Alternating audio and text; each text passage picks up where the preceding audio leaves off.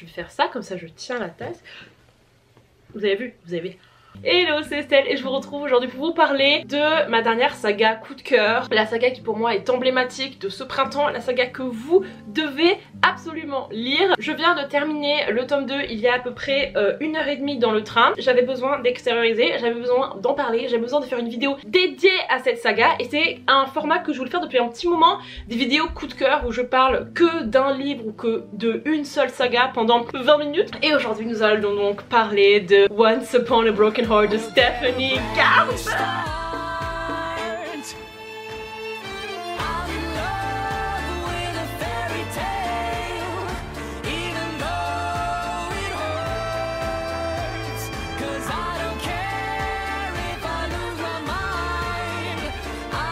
J'ai revêtu un t-shirt un petit peu rose, hashtag Évangéline, sauf qu'on dirait que je suis extrêmement nue. Et ça me dérange. Accompagnée de mon petit thé, je suis prête à tout vous balancer. Premièrement, je vais commencer par vous dire comment je suis tombée sur cette saga, qu'est-ce qui m'a poussée à la lire. Je vais ensuite vous faire un synopsis, attention, sans spoiler. Et je vais ensuite vous donner mon avis général sur la saga ainsi que 5 points qui pourraient vous motiver à lire la saga. Et je finirai par aller plus en détail sur certaines choses. Ça fait littéralement 1h30 que j'ai fini le livre. Je suis pas remise, je suis dans une boucle, dans une spirale, je ne pense qu'à ça. Je viens de dépenser 50 € parce que je viens d'acheter le tome 1 et le tome 2 en hardback. Merci bien.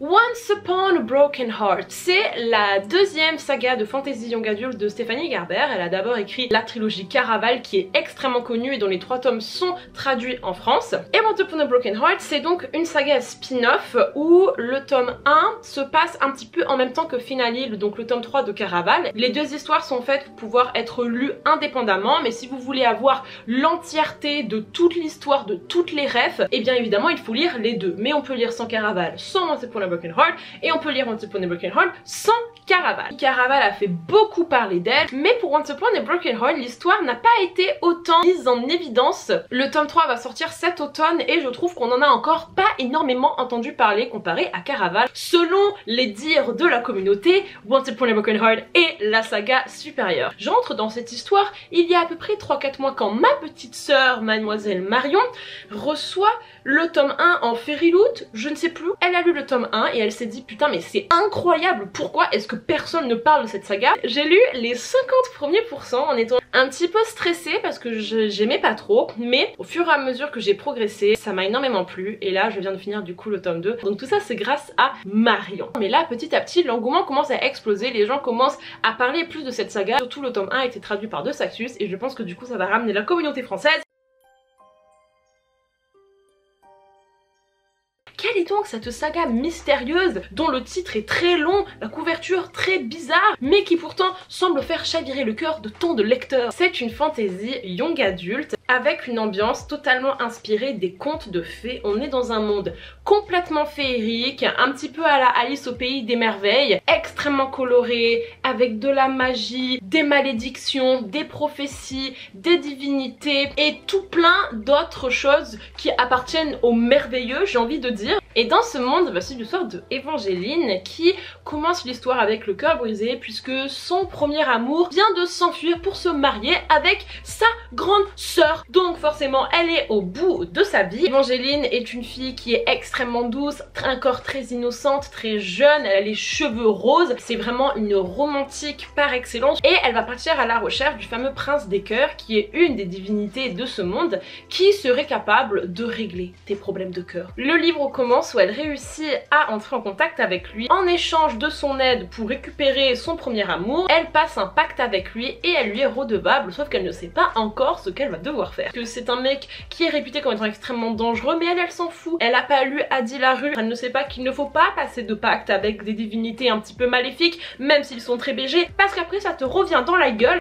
Elle réussit à interrompre le mariage de son premier amour, sauf que il y a un petit twist dans la malédiction, une chose que le prince de cœur ne lui avait pas dit, tout tourne en catastrophe. Évangéline part dans des aventures exubérantes et féeriques et surtout le prince des cœurs va se rendre compte qu'elle qu'elle détient un pouvoir particulier dont il a besoin afin de pouvoir briser une malédiction. Et leur relation va passer de enemies to colleagues to enemies et peut-être un petit peu de romance. Ceci était le topo pour le tome 1, je ne vous raconte pas tout ce qui se passe ensuite pour le tome 2, sinon ce serait un fucking spoiler. Tout ça est écrit de manière extrêmement poétique, on se croit vraiment dans un conte de fées mais du coup moderne.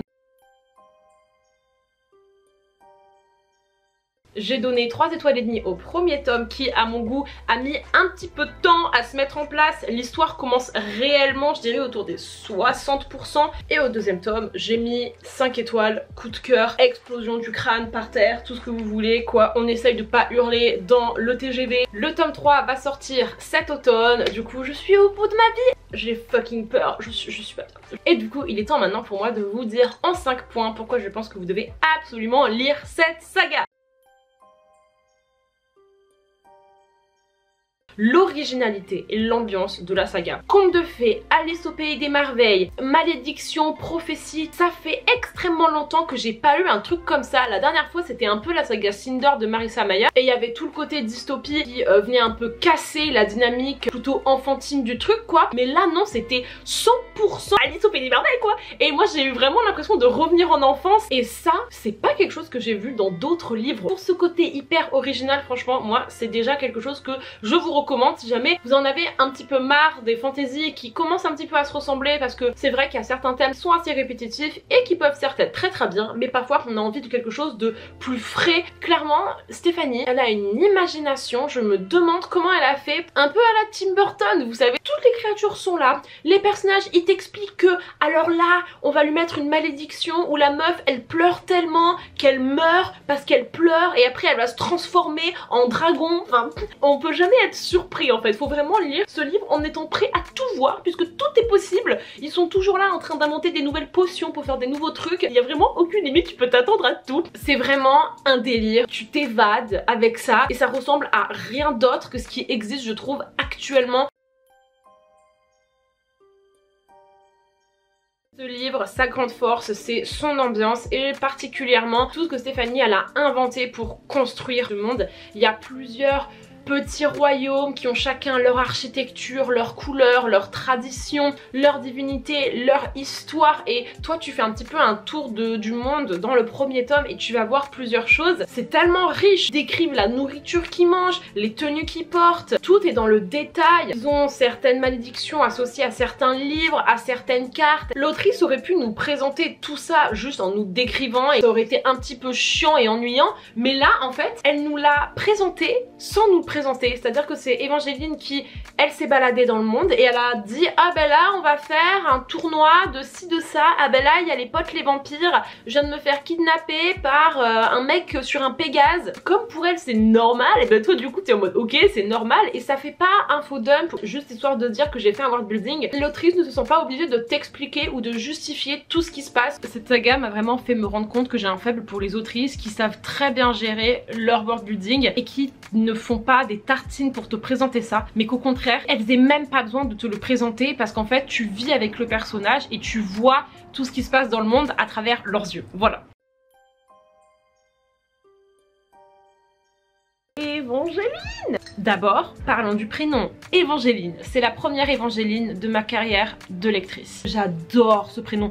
Notre petite Évangeline, elle commence la saga en étant cette fille au cœur brisé qui est prête à tout pour récupérer son premier amour. C'était tellement pas tourné en ridicule, mais c'était tellement montré avec honnêteté et douceur. Quand t'es jeune comme ça, t'es tellement capable de faire ce genre d'action sans aucune réflexion. T'es blessé et t'as besoin d'agir et ce livre en fait est vachement basé là-dessus. Évangeline, elle a toujours agi et même si ses prises de décision étaient liées à de la pure haine, du pur amour ou de la pure tristesse, et ben moi elle a fait des choses, elle était active et même si au début de l'histoire elle était quand même extrêmement crédule, extrêmement mignonne, très optimiste et tout, elle voyait tout en rose etc. Et en fait quand elle rencontre le prince des cœurs qui est un mec qui clairement n'a plus aucune illusion sur quoi que ce soit, qui a vécu tellement de merde et qui lui a un éternel cœur brisé, mais au fur et à mesure il va se rendre compte que elle est pas stupide quoi d'y croire. Quand il va l'entraîner un petit peu dans ses magouilles etc, elle va se rendre compte que les gens sont mal intentionnés, que les gens peuvent te mentir. Au fur et à mesure elle va se construire une assurance, je trouve. Elle va commencer à stand up for herself. Elle avait peur de rien cette meuf. Ok, il a l'information dont j'ai besoin, j'y vais, je demande à personne. Il y avait vraiment un équilibre parfait entre le côté très sensible et émotif de la petite Évangeline et son côté aussi très fort, femme indépendante, et franchement j'ai adoré. Elle a aussi un côté de toujours vouloir voir le bien chez les gens et de toujours leur donner de secondes chances et de toujours espérer qu'ils changent, notamment par rapport à sa sœur qui lui a volé son grand amour là, et dès que quelqu'un lui faisait un grand discours d'amour, ben elle y croyait. Et ça peut paraître un peu con de dire vas-y tu t'attaches à la première personne qui te déclare sa flamme, ou tu crois à la première personne qui s'excuse, tu pardonnes trop vite et tout. Normalement on devrait être comme ça, c'est juste qu'il y a des gens qui sont tellement mal intentionnés que du coup forcément tu te méfies. Mais la base de la base, la pureté, c'est que tu crois les gens quoi. Et moi je suis un peu comme ça dans ma vie, tu vois, j'ai tendance à toujours redonner des secondes chances aux gens, de toujours leur pardonner les choses et de toujours me dire oh mais c'est parce qu'il voulait pas vraiment faire ci, c'était parce qu'il voulait pas vraiment faire ça, il était manipulé comme ci comme ça. Et je trouve que c'est pas quelque chose qu'il faut perdre. Et là c'est un truc qu'elle n'a pas perdu de A à Z. Elle est toujours restée dans cet optimisme en fait face aux gens. C'est un petit peu un trait qu'on retrouve dans beaucoup de contes de fées avec les personnages principaux qui sont vachement oh le monde est beau, le monde est rose et tout. Et j'ai bien aimé que du coup Stéphanie elle récupère ce point là et que elle en fasse une force. La scénaristique, le rythme, l'enchaînement des scènes. Toutes les scènes s'enchaînaient et c'était à chaque fois le meilleur enchaînement possible. Quand tu crées un petit peu ta saga, tu fais un peu un arbre des possibilités. Les personnages, ils vont faire ça. Ils peuvent ensuite faire ça, faire ça, faire ça, faire ça. Parfois les auteurs, elles vont décider de tourner quelque chose comme ça ou de montrer une scène avec un certain point de vue. Ben en fait j'aurais préféré voir la scène de ce côté-là, ou j'aurais préféré que le personnage y fasse ça. Et là, chaque scène était la scène la plus forte qui pouvait arriver. Elle a réfléchi à toutes les possibilités et à chaque fois, ce qu'elle nous servait, c'était le truc ultime. C'était tellement le truc ultime que quand à l'avance t'essayais de réfléchir au meilleur truc qui pouvait se passer, tu ne pensais même pas à ça. Et quand ça arrive, t'es scotché. Vraiment, je sais pas si vous voyez ce que je veux dire, mais les situations. Ah! Vraiment, il y avait tout, il y avait tout. Une saga qui est un peu tropie. Ça paraît pas cliché ou trop parce que comme c'est un conte de fées, ça fait partie du délire en fait. Quand tu lis un conte de fées, tu veux certaines scènes et les trucs qui paraissent hyper cucu ou quoi, ben ça fait partie de l'histoire. Et là, il y avait plein de scènes qui en soi étaient un peu cucu. En fait, c'était le mood, c'était totalement le livre. Le livre veut ça, le livre est dans cette ambiance-là. Notre petite Évangeline, elle s'est fait sauver 25 000 fois par son dude, le prince des cœurs. Combien de fois est-ce qu'il l'a sorti de la merde, il l'a soigné, il l'a protégé des méchants? Mais c'est ça qu'on veut. Enfin c'est pas mauvais en soi. Vous voyez des scènes où la meuf elle se fait complètement sauver. Non, c'était trop bien parce que c'est un putain de conte de fées. Et dans les contes de fées, le mec il fait ça. Les princes charmants de cette histoire sont en fait pas du tout des princes charmants, et le mec qui est pas le prince charmant se retrouve à agir comme le prince charmant. Je sais pas si vous voyez ce que je veux dire. Du coup, tout est un peu tourné dans un sens et tout, et ça vraiment j'adore. Et ça s'enchaîne tellement vite, c'est tellement addictif les gars. Comme je vous ai dit, le premier tome ça commence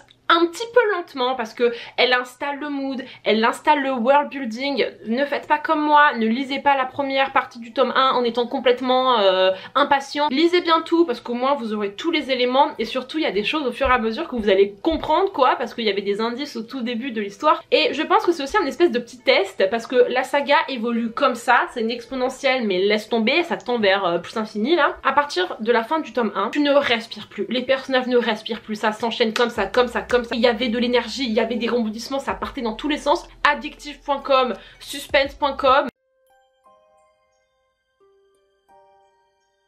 Comme dans tout conte, comme dans toute prophétie, comme dans toute fable, il y a toujours en fait un but pédagogique, je dirais. Tu as ton âme sœur, tu as ton grand amour, une personne avec qui tu es un peu forcé d'aller, avec qui c'est écrit que ça va fonctionner. Mais en fin de compte, quand tu te retrouves avec cette personne, pas que tu ressens rien, mais il suffit pas que ce soit écrit pour que ça fonctionne, et que ensuite tu vas te retrouver à être avec la personne avec qui ce n'est pas écrit, avec qui ce n'est pas censé se passer comme ça. Ce n'est pas le prince charmant et tu n'es pas un prince princesse. Au final, il y a quelque chose qui se passe entre ces deux personnes alors que ils ne sont pas prédestinés à être ensemble. Et j'ai énormément aimé en fait cette take, je dirais, sur la trope du One True Love, la trope du soulmate qui ici est complètement renversée puisque le soulmate du prince des cœurs se retrouve à pas du tout respecter la prophétie. Pour Evangeline, son One True Love se retrouve à partir se marier avec sa grande sœur quoi. Et ça montre en fait la fragilité de ce truc d'être prédestiné. Parce qu'en fait ça repose sur quoi? Ça repose sur un vieux texte dans lequel c'est écrit, ça repose sur une prophétie, ça repose sur les étoiles. Ça ne vaut rien, ça n'a aucun poids et tu peux pas créer, tu peux pas synthétiser des sentiments parce qu'on te dit que c'est avec lui que t'es censé te marier, que c'est lui ton grand amour. Et j'aime beaucoup en fait ce twist, je trouve que ça rebat vachement les cartes, c'est eux qui vont créer leur propre destin et je trouve ça très très beau. Je fais un petit mot du coup sur la romance, il faut savoir que c'est du young adulte donc il n'y a pas de scène vraiment explicite quoi que ce soit de romance. La romance est un petit peu au second plan, même si je dirais que la relation Jack et Evangeline est quand même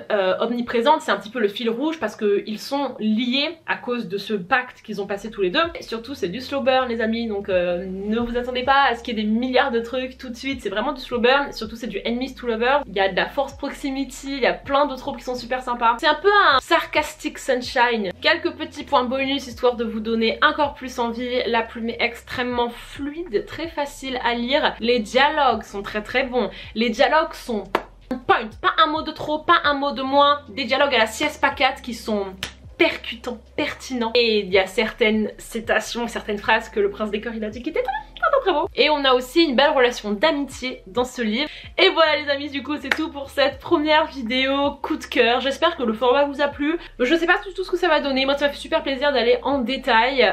Voilà, si jamais vous l'avez lu, n'hésitez pas à gaucher avec moi dans les commentaires. Si jamais je vous ai donné envie, n'hésitez pas à me le dire aussi, ça me ferait trop plaisir. Pour le lire, je vous conseille cette playlist là sur Spotify que moi j'ai trouvé était super chouette. Ça m'a mis vachement dans le mood. Je vous fais des gros bisous et je vous dis à la prochaine vidéo. Bye bye.